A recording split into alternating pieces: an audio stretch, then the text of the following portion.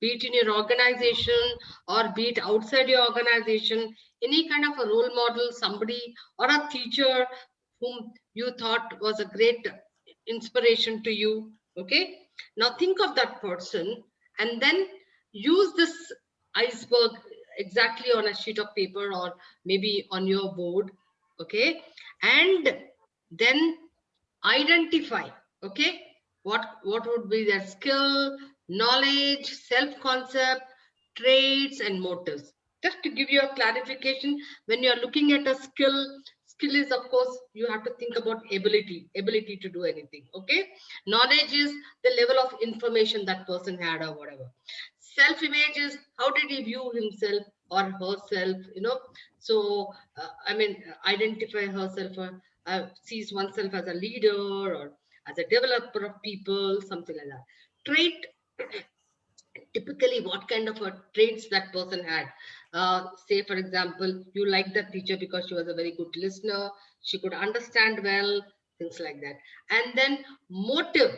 So I mean, what was driving that person's behavior, in the sense that was there a kind of an underlying need, was it for some achievement, or was it for an affiliation, means love for people, or was it some kind of a power? So just think about it. Okay, so any person, any leader, any teacher whom you thought really inspired you, and what were those qualities for which that person inspired you? Okay, and probably you can make a note under a skill or a knowledge or a trait or a motive. This will give you a little understanding, very black and white, as to, hey, how do I identify what is a trait and what is a motive, etc. Any clarifications here?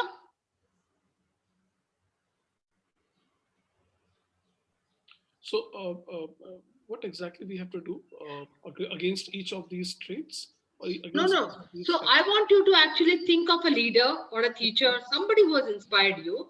Say, for example, if I'm thinking of some teacher who's actually taught me, I will say, hey, this teacher, she was really very disciplined. Okay. And then she had respect for others, high on integrity. I'll put that as, you put it there and then put an arrow that you feel that it is a trait. Okay. Okay, okay. Or for example, something related to skill, then you can just put an arrow to the skill. So to bring about clarity with respect to, do you understand what is a skill, knowledge, trait, motive, etc. So think of somebody who inspired you, a teacher or a leader, and think of all the qualities for which you really like that person, and then align them with these things. Got it?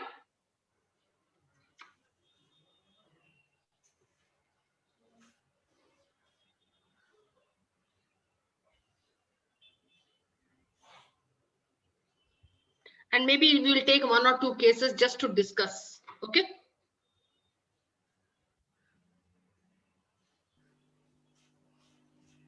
Would you like them to do it jointly or independently?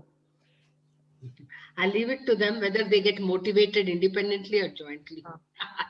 If they want to do jointly, then we'll form a two group and then they can Yeah, do yeah, it, you can do that right? quickly. So, Right. so we have already formed two groups, right? Done. I'm Done. opening the room. You just join into Bilkul. those rooms, okay? Bilkul. Then there is also this room for discussion, Yeah, right? I have opened the room. Ask them. Okay.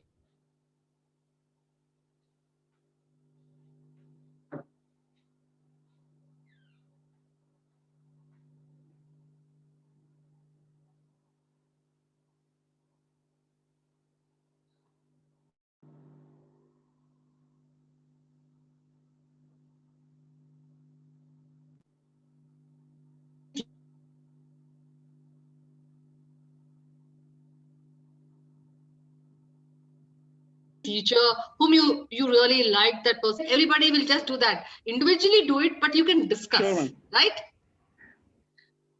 So when you are listing down the competencies, so you can then kind of categorize, does that come into a skill or a knowledge or self concept or a trait or a motive? Vikram, am I clear in my instructions? Yeah, yeah. I have already thought of a person and have done the. So you have to list out, first of all, just write them. Why do you like that person? Then usko nikhal ke, then you can actually align it. Hey, I think this is a motive. This is a trait. Got it? Say for example, you like a person because that person is highly educated and lot of knowledge. So whatever that knowledge, so it comes under knowledge, right? That person was very, very, very good in empathizing with the person, would listen, etc., etc. So that could be a trait. Okay. Yep. Okay. So, ma'am, I've also done the exercise for. Monali, you've done it. Great. Yes, Okay. Okay. Vilma. Yes, I'll move it. Yeah, I think even if that group just see if they're finished, then we can all come back into the main hall. I'm putting in group 1. Just have a.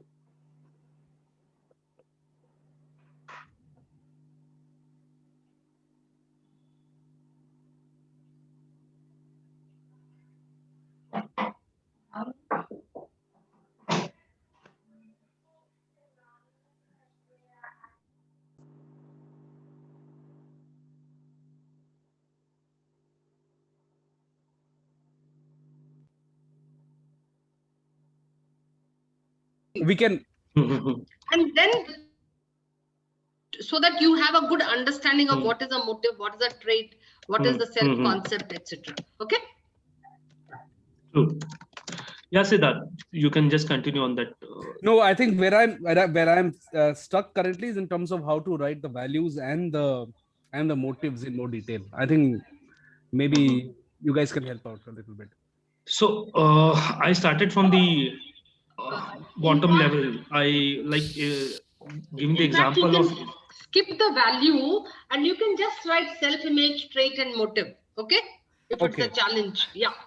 So Siddharth, I mean, just a suggestion or a query from my side. So when you think of that particular leader, what do you think was his motivation factors or key drivers, based on his behavior, which you could observe? I think from what I gather now is in terms of growing the business. Okay. I think growing the business and taking it to making the India business vertical, one of the most key contributors globally. Yeah. So I think that will come under motive. Okay. Yeah. I think Suruchi, you are something to add on. Yeah.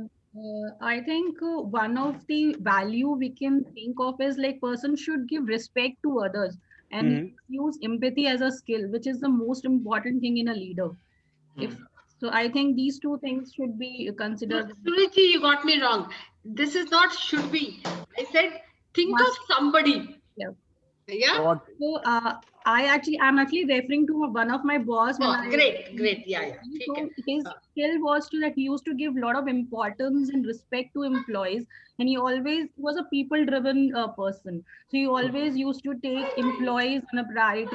He used to understand that he can actually understand why that person is working, what is actually motivating him. So he used to counsel employees, he used to give importance to the employees. So I think these things actually help the organization to grow. If we are so those were some of the traits, yes, and also the motives was like he did not pay much focus on money or whatever. So the motive was more of affiliation. What I actually see, what you spoke about is his behavior, whatever was demonstrated, more from people-centric person. Right. That's wanting to be high on affiliation, right? Like for example, some people are very high on power. So how does that get demonstrated? He's all the time thinking of, hey Bhagwan, what is this? I'm still an assistant manager. I want to go to manager up the level. They're always thinking about titles. So that is something, what is driving them? That is high on power, right? Control. So somebody looks at, there could be a motive of, somebody saying status, where do I live? What club membership? What mobile? What brand? So that is status. Okay. So that's how you analyze things. What you see. So you infer. Because motives are deeply embedded. How do you infer the motive? Only by the behavior he demonstrates. Got it? Okay, guys.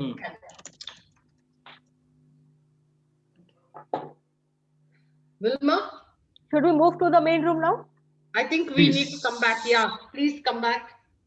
Okay. Wilma, we can come back to the room.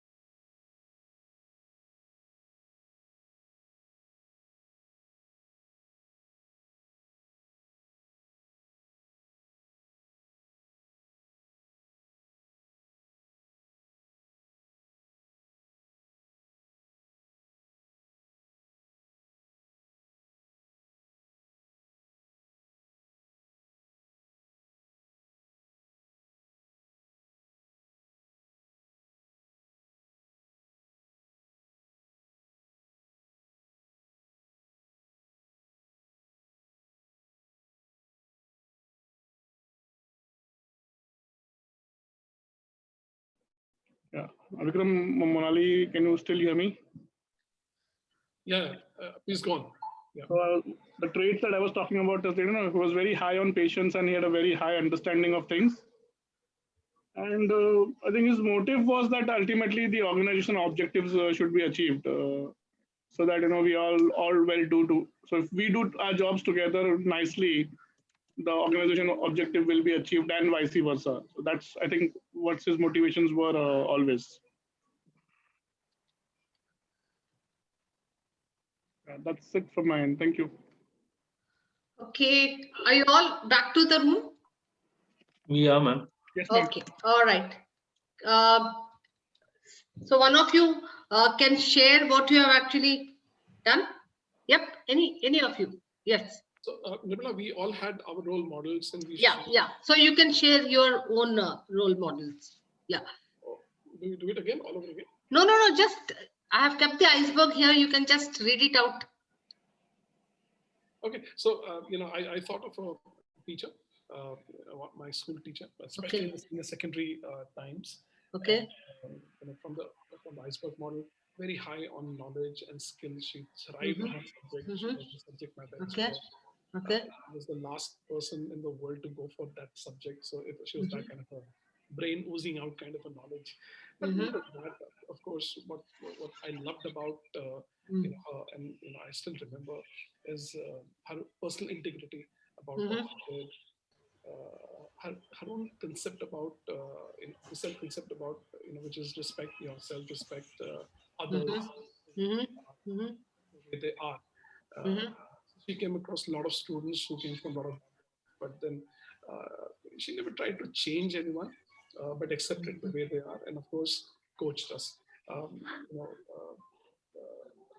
Great listener, a great empathizer, and a great mentor. So listener would be a trait, right? Yeah.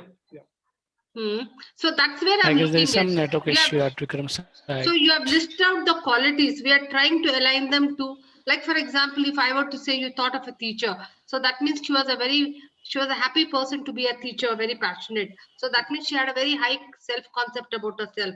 Because what happens when you have a very high self-concept, you are very happy about the role you are playing.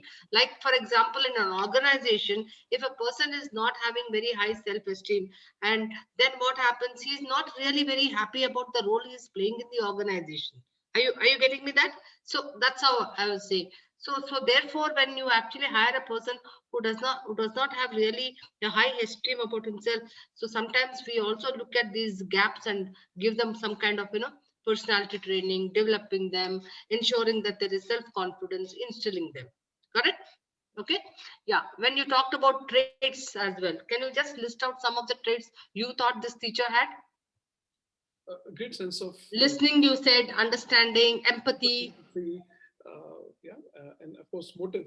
One of the motives which one of the reasons why not only me but many of us love her is she clearly had an objective purpose, which is to develop others not only as good students but as good human beings.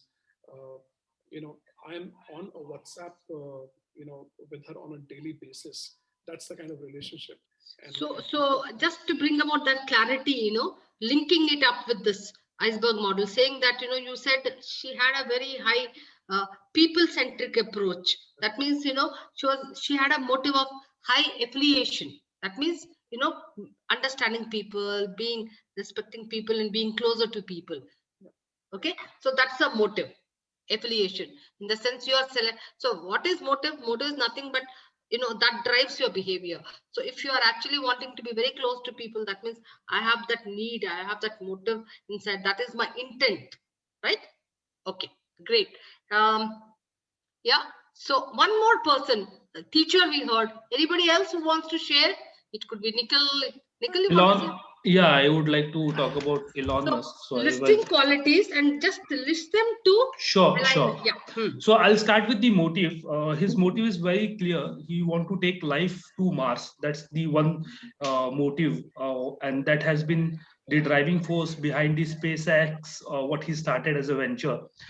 Traits, he's a risk taker. Just taking the same example, when SpaceX was not been funded by any of the other investor, he put in his own money and took that risk in terms of launching SpaceX. The initial launch was failure, but still he managed, and in fact it became the first private organization to reach in the International Space Center. Concept is very clear. He keeps experimenting irrespective of failures. So if you look at his history, he has ventured a lot of companies which got sold out, like Compaq was one of his initiative. So he keep experimenting even after failures. Value is creativity and seeking excellence. So that are the two values which we can also correlate with Tesla as one of his venture. And creativity, yes, since being a scientist himself and entrepreneur, he has been creative enough in terms of taking new initiatives, be it the Tesla or driverless car or anything. Knowledge, yes, he has the knowledge of artificial intelligence, which is the next big thing, and which is going to change the way human work in the corporate or in any other sector as well. So that is one of his USP, I should rather say, on the artificial intelligence knowledge. Skills, he's an engineer in computer science, if I'm not wrong. And yes, holds developed an computer gaming at the age of 14. So had that core competencies in terms of understanding the computer languages and how it functions. So that's about. So if you see, so therefore Elon Musk, so if you see that, I'm sure you're referring to Elon Musk. Okay. Yes. So the motive that is high on achievement. It is not on affiliation, is very high on achievement, and that repeatedly got demonstrated in various things he did. There was a pattern. True. Right? So great, good example. Okay. So one last, yeah. Ma'am, yes. I have one query. I'm slightly confused when it comes to skills and traits, because some of the traits are skills as well, like, empathy, listening skills. So what is that one thing which will differentiate skills from traits? Absolutely. There are certain things like, for example, communication, which comes with listening and understanding as well. So that becomes actually a skill also, and also listening can be a trait as well. Right. Okay. Yes, you have this kind of a conflict sometimes. So there are certain skills which also fall into traits. Okay. Okay. Yeah. One more person who wants to share something, just one more from any other group, other than, I don't know whether Nikhil and Vikram were in the same group. No, we were in a different group. One person I want to listen to, that's it. Ram, you want to? Yeah, okay. Okay. So my role model is APJ Abdul Kalam. So in terms of motive, what I have mentioned is love for country. Trait is humility. Self-concept is continuous learning. Absolutely. Values, integrity, simplicity, empathy. Hmm. Knowledge, I have mentioned knowledge of missile Absolutely. technology.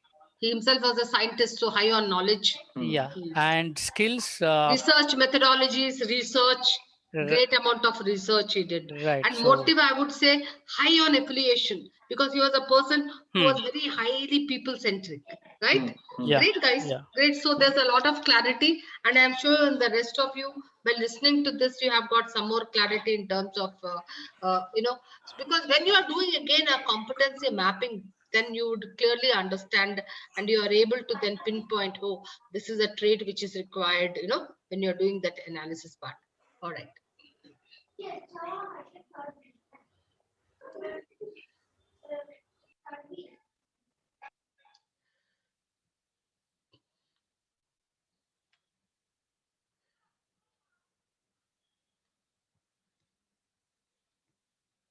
So just to give you a visual representation of how does a competency map look like in the very basic format. Say, for example, you have a competency like an initiative. If you can see, it is written here, right? Initiative. Then what will happen? You will actually, when you do a list of, like, for example, there are 3 competencies here: initiative, honesty and integrity, and problem solving. Okay, so what happens once you do the competency mapping, you're also placing relative importance for those competencies. Like, for example, here it is 16, this is 17, and this is 18. So the relative importance here, so obviously 18 has a higher importance. So whenever you are doing a competency mapping for a particular role, you're also giving relative importance to those competencies. Okay, having said that, then typically you can have a Likert scale. When I say a Likert scale is,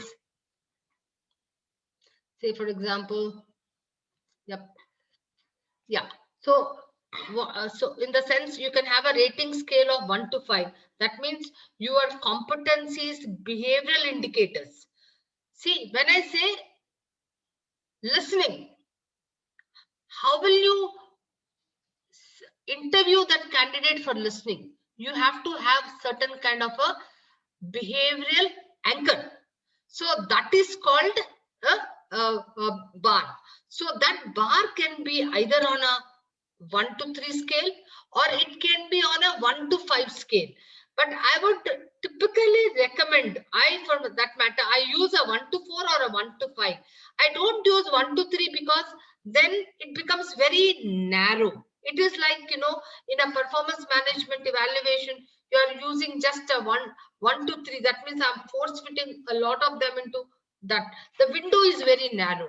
So I typically prefer a 1 to 4 or a 1 to 5, and definitely depending on the role as well. Okay, role as well. So when you're using the bars, so sorry, yeah, we were talking about this, right?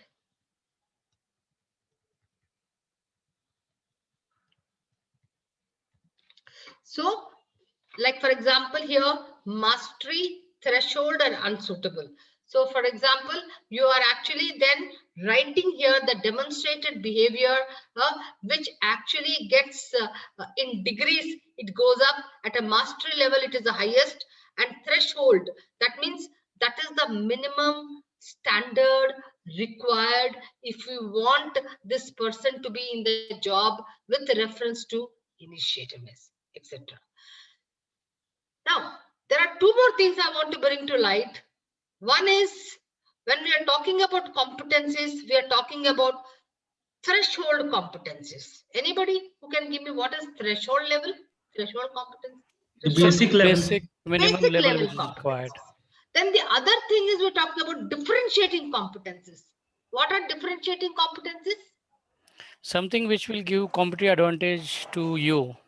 Exactly. So depending on my organization strategy, etc. So when I'm doing a competency mapping, I will look at what are the differentiating competencies, or what is the minimum level of requirement that is called threshold. Like I gave you an example of this all script process where we were looking at associates. So we were looking at computer proficiency at a what? Threshold. When I'm selecting or hiring, I don't mind even if he has a mastery, okay, but I'm okay with threshold. Okay, but for communication skills, etc., I want a perfect mastery, because I feel that if I take a threshold person, he will not do a job, and it is not easy to train a person. Are you with me? Yeah. Yeah. Okay. For example, for an HR manager, all of you have been HR managers and now you are heading organizations. We'll take an HR manager. Typical, because why I said HR manager? Because all of you understand the HR.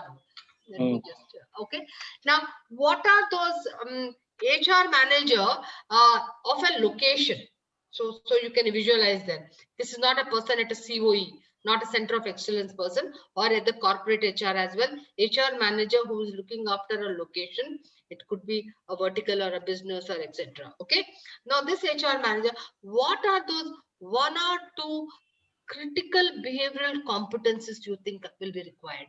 Just out of experience. I mean, just wanting to know what are those one or two critical competencies which he should have a very good interpersonal skill, because Right. he would be dealing with a lot of other stakeholders apart from the HR line itself. So okay, that's okay. interpersonal Anybody skill. else? Interpersonal skills. All right. Okay. Then what else? Two. One more.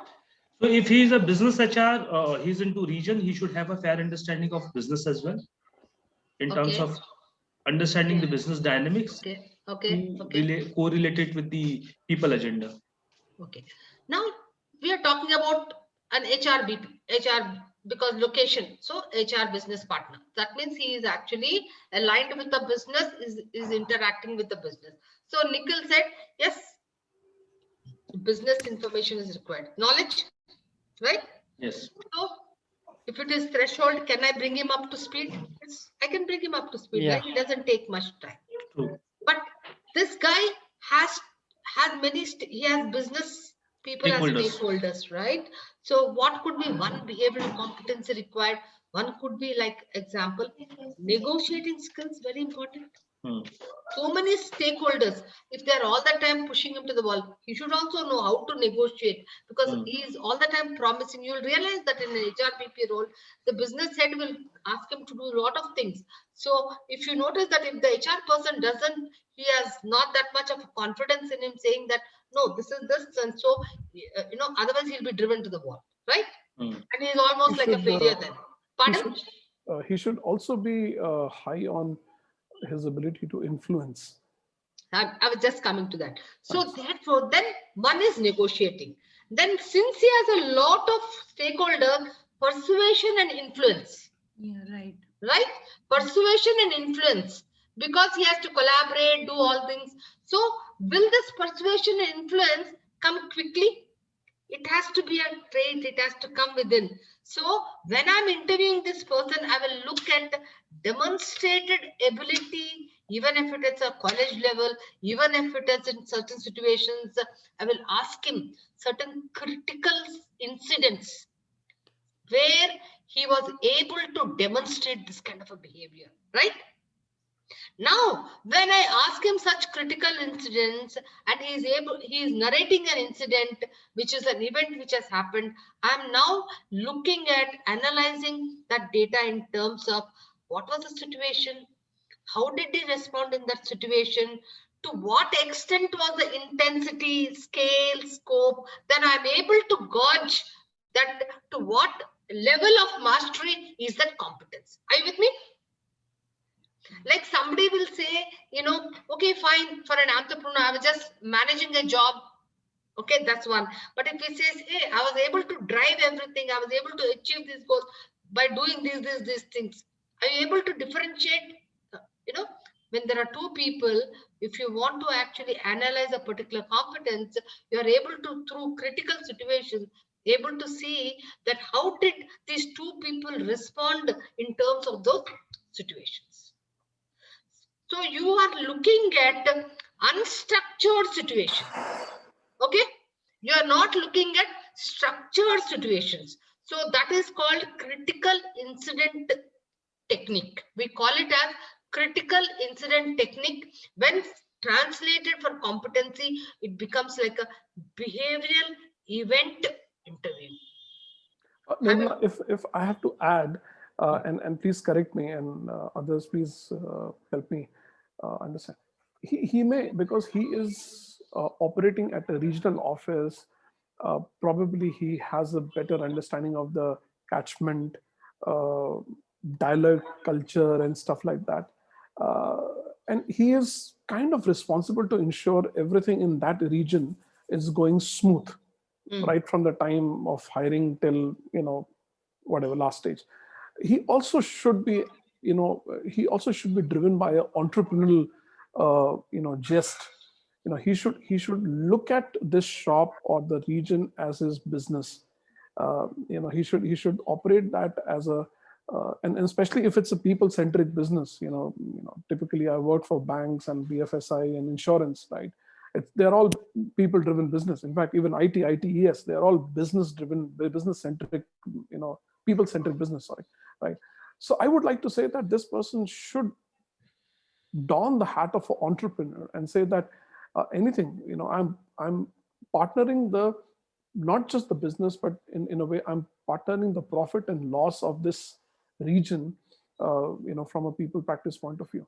Yeah, and this is open to discussion if I'm right, Yeah, but just since you have, I wanted to close the loop saying that I'm just adding to this, because we will be doing a lot of this analysis when we are doing roles. Very interestingly, you said that, typically what happens when we are hiring, we will only look at that person and say, hey, he needs to have this. Just think about it. He needs to have this. You talked about entrepreneurial skills, entrepreneurial competencies. That means you have actually said that this role requires those entrepreneurial competencies. So therefore, I need to test for them. You get me? I need to test in the person whom I'm taking. For example, let me tell you, like you talked about those local culture, etc. Very interesting research has been done by, again, McClelland, stating that, I don't know if you all are aware, all of you must be really, there is this, United States used to have this United States information centers earlier. Now they have actually closed down. United States information centers in all the countries typically. Are you aware of it? Yeah. USI's information state centers, what they were doing, like be it in Delhi, be it in Bangalore, be it in all metro cities, what their role would be, like, dissemination of the US culture. They were like media houses, culture, everything about America. Earlier they would be USIS, it's called. What kind of people were posted to these people? They were these USIS officers, best of colleges, best pedigree with high IQ, etc. But research showed that only some people were successful, not all people were successful, especially when they were actually posted to these, African countries, underdeveloped countries. Why? People, this role required sensitivity to local cultures. So if you recall again, why did I share this information? Because in an organization also, when you look at locations in remotest, you are looking at people who are who understand that local cultures. If you notice the dialect, because if it is a people-centric role, it is not knowledge and skill which will make him successful. It is that understanding of the cultures which will make him. So typically, if there is an IR officer to be posted in locations, what do? You want to take it from the local area, because he has to not only understand IR rules also, but he has to understand, because those union leaders, workers, etc. are all people from that local region. Are you with me? Yeah. So that becomes a competence, ability to, mix well with them. Yeah. So therefore, so in a summary, what we actually brainstormed, and we used a dialogue method today to give you a little broad understanding of, so that we are building it, the bedrock for the foundation of creating competency frameworks, mapping that what is a competency, so that you clearly understand. And it is just not knowledge, it's just not skill, but the entire part is actually submerged.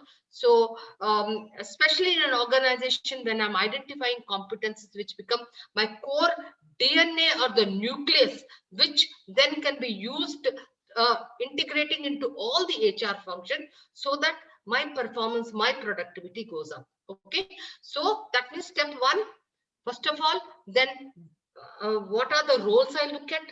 How do I go about doing competency mapping? Then how do I build all the what is that bars, that is behavioral indicators for all of them? And then how do I go about assessing these roles? What kind of assessment centers? What is the design principle of the assessment center? And then we'll be talking about the tools and techniques which are used in assessment center. And then one very important tool which is very cost effective, the BI tool. How could it be used even in a simple process like selection and interview? Questions before we actually close this?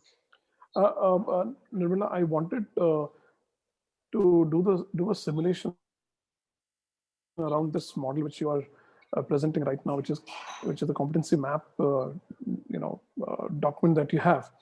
I actually wanted to do a simulation to internalize this approach. So kind of how do I do it? I mean, are you going to give an assignment, or are you going to share this template? Because this looks pretty practical, and if I start putting some numbers into it, some data into it, I'm sure I'm going to get some kind of output, and my understanding hence shall become better. So what I'm actually doing is I'm not wearing that consultant hat and giving you a very expensive methodology where you have to bring a consultant to do things. Okay, like I believe that you can do this competency mapping in-house by using another few people who can actually champion this, because definitely two hands are not good enough to do. If you want to drive this initiative in your